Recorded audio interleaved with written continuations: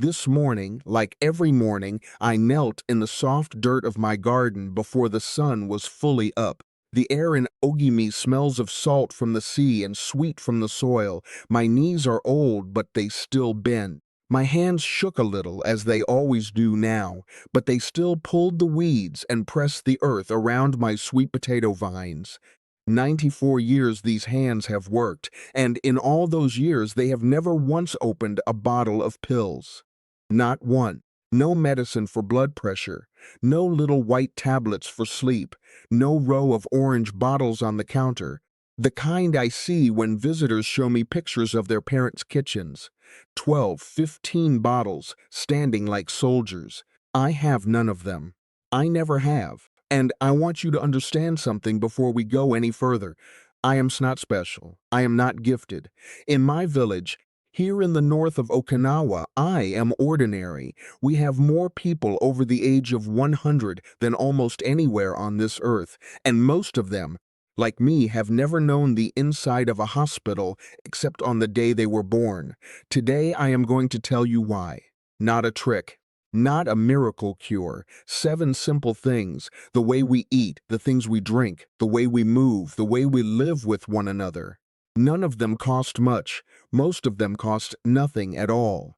And if you take even 3 of these 7 into your own life, I believe, as an old man who has watched it happen for 9 decades, that you will feel stronger, sleep deeper, and carry yourself lighter than you have in years.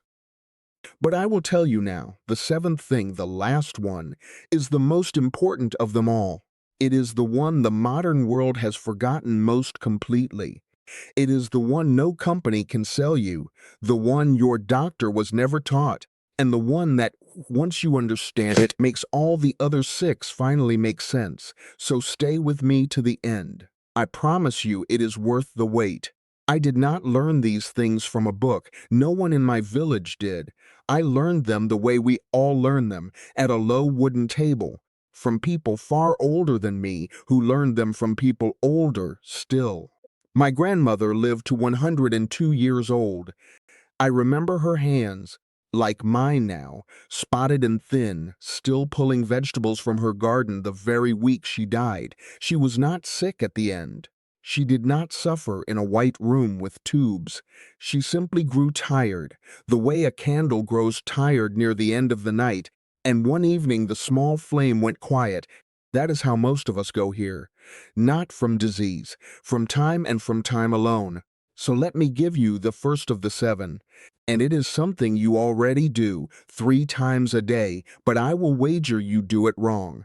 It is the way we eat. In my village, we do not eat until we are full. We have a saying so old that no one remembers who first spoke it, hara hachibu. It means eat until you are 8 parts out of 10, 80% full. We put down our chopsticks while there is still a little room left in the belly. We rise from the table not stuffed, not heavy, but light, with just enough. This sounds like a small thing. I promise you it is not.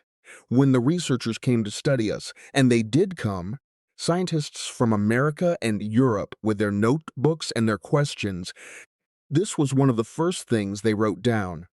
You see, the stomach is slow to speak to the brain. It takes about 20 minutes for the body to understand that it has had enough. So if you eat until you feel full, you have already eaten far too much and you simply do not know it yet. We learned over centuries to stop before that feeling comes, and so for our whole lives we ate perhaps a fifth less than the people in the great cities, a fifth less at every meal for 90 years and more. Think on what that does to a body over a lifetime. The heart is asked to do less, the blood runs cleaner. The weight that bends the back and tires the knees never arrives in the first place. You do not need a diet with a clever name. You do not need to weigh your food or count anything on a little screen. You need only to set the chopsticks down a little sooner and to say quietly to yourself, hara hachibu, 8 parts out of 10. That is the first secret. And it costs you nothing. In fact, it saves you every single day. Now, what we put on the table matters too, and that is the second thing. In ogimi, the king of the meal is not rice, it is not meat. It is a root, a deep purple one, the Okinawan sweet potato. We call it beni imo. For most of our long history, this humble root was the thing that filled the bowl day after day, season after season.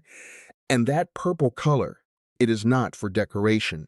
It is the sign of something powerful inside, the same family of natural compounds that turns blueberries blue. But our potato holds far more of it. We ate this root not as a small side dish, the way the world treats vegetables now, but as the very center of the meal. And our bodies stayed lean, and our minds stayed clear into our 90s and beyond. When I tell visitors this, I watch their faces fall a little. They were hoping for a secret powder, an expensive supplement in a beautiful bottle, a pill after all. And instead I hold up a purple potato, pulled from the dirt, that a farmer grows for almost nothing. You see, no one can build a fortune selling you a vegetable you could grow behind your own house. There is no profit in it, and so the people who profit from your worry simply do not mention it. But that quiet purple root has been feeding the oldest people in the world for hundreds of years. The third thing is what we drink. We do not drink sweet, cold, fizzing things from cans. Such drinks never reached our village until most of us were already too old to develop a taste for them. From the moment we wake to the moment the light goes soft in the evening, we drink tea, green tea, and a special one we love called sandpin tea, jasmine tea, warm and fragrant, cupped in both hands, cup after cup, all the day long. It is not a treatment. I want to be careful and honest with you. It is not medicine. It is a rhythm. A warm cup in the cool of the morning before I go to the garden. A cup at midday in the shade when the sun is high. A cup in the evening as the day lets go. The body stays watered.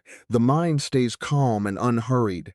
And the small bitter leaves do quiet good work inside us that the scientists are only now beginning to measure and understand. A warm cup of tea in the place where you once reached for something cold and sweet. That is the third secret, and you already own the kettle to make it. The fourth thing is the one your own grandmother would have known in her bones. We move all day long. But not in a gymnasium. We have never had such a place in Ogami, and if you put me inside one, I would not know what to do with the machines. No. We move the way that life itself asks us to move. We kneel in the garden and we rise again.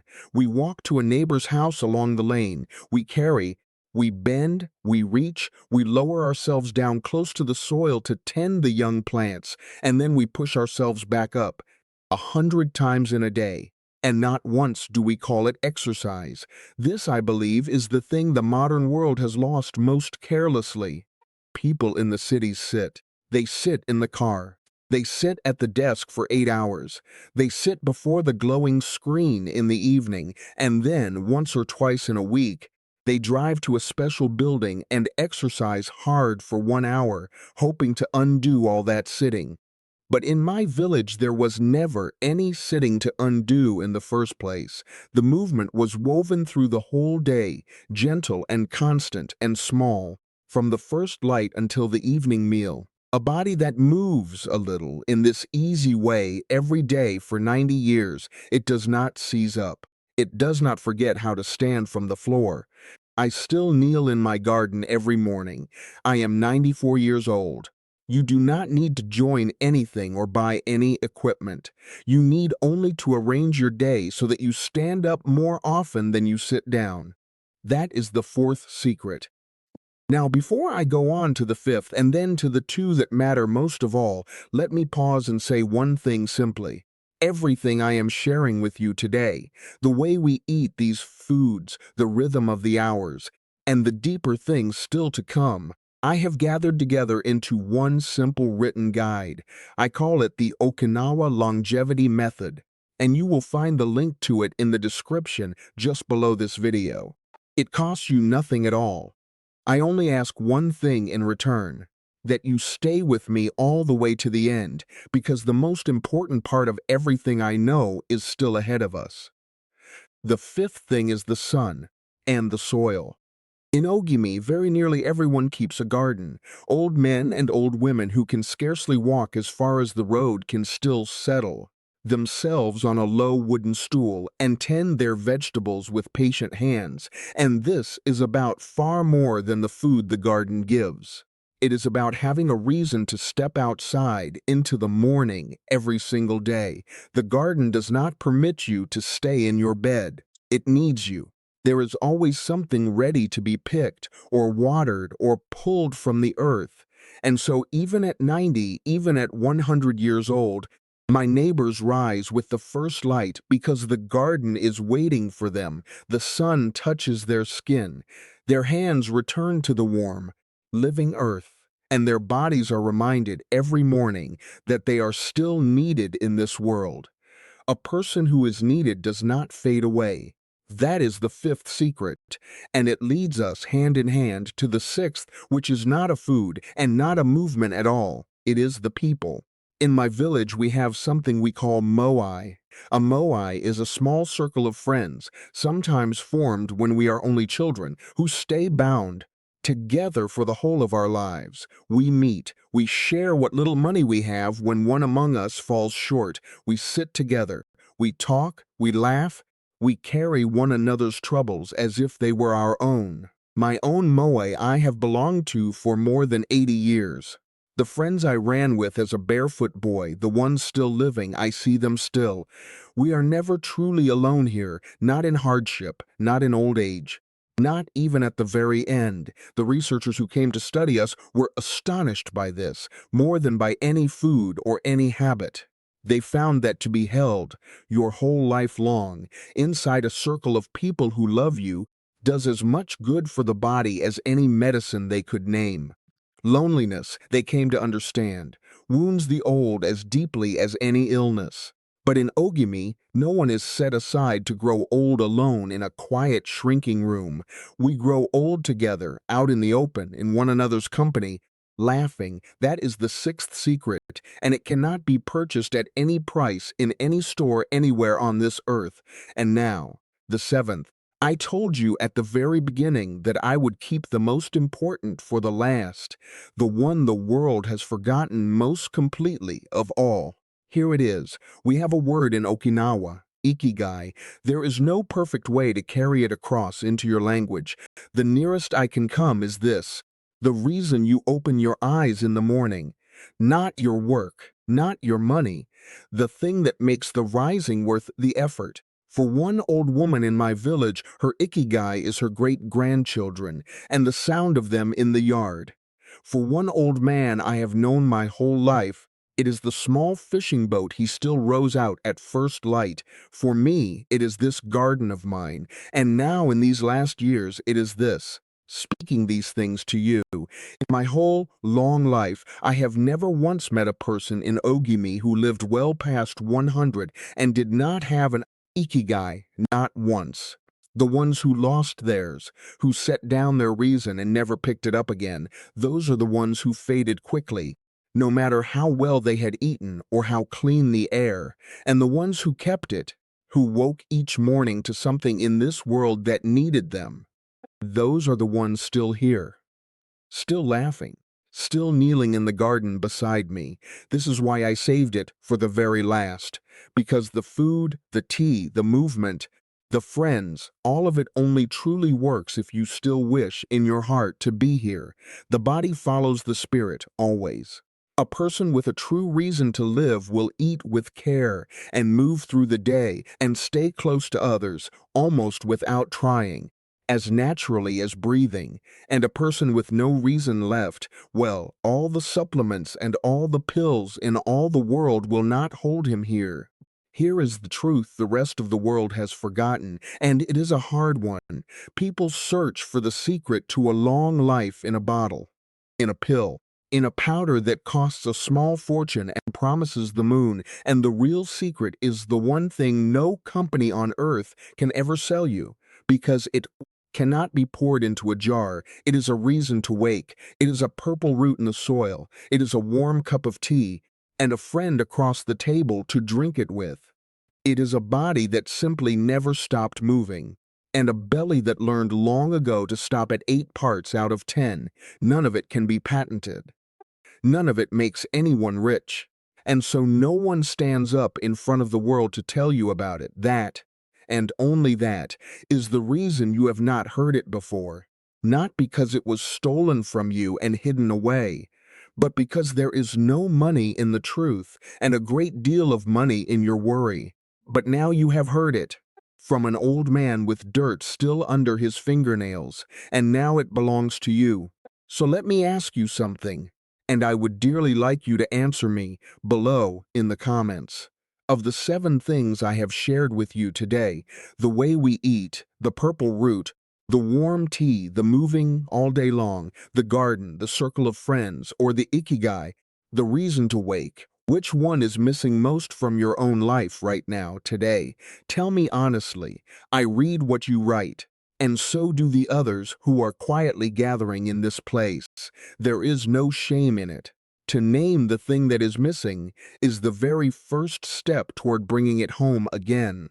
And if something this old man said today found its way into your heart, then stay with us. Subscribe, not to follow me, but to join a small and growing circle of people who are choosing to remember what the world was in far too great a hurry to throw away. We are not building an audience here. We are building a moai. In my next video, I am going to take you into my kitchen and show you the one thing I eat every single morning before anything else passes my lips. The simple breakfast that has begun my day for more than 70 years, and the quiet reason I have never, not once, needed a pill to start it. Until then, eat to 8 parts out of 10. Step outside into the sun and find your reason to wake tomorrow. The world is changing fast, prices climb, the systems we leaned on are straining and groaning, but you and I think we are going to be just fine. Because we still remember the old ways, and the old ways were never truly lost. We only stopped needing them for a generation or two and let the thread slip from our fingers. You can take it up again. It begins with a single purple potato. It begins with one warm cup of tea tomorrow morning in the quiet before the rest of the world wakes.